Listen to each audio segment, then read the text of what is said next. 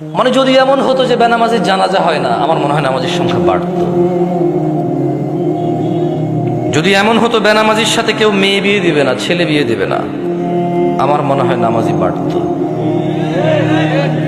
যদি এমন হতো বেনামাজির সাক্ষী গ্রহণ করা হবে না, কি গ্রহণ করা হবে না, যদি এমন হতো যে বেনামাজি ছেলে তার নামাজি বাবার সম্পদের অধিকার পাবে না,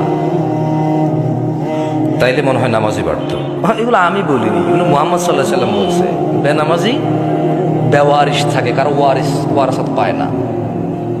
বেনামাজি কি পায় না? নামাজির ওয়ারাসাত পায় না, পৈতৃক সম্পত্তি পায় না। যে ছেলে নামাজ পড়ে না তার বাপের সে পৈতৃক সম্পত্তি পায় না, ইসলামে সে পায় না। সে মারা গেলে তার জানাজার নামাজ হয় না। বেনামাজি জামাই নামাজি বউ বিয়ে টিকে না হিসেবে।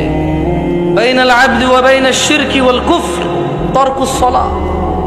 বান্দা শিরক আর কুফরের মধ্যে পার্থক্য হচ্ছে নামাজ ত্যাগ করা।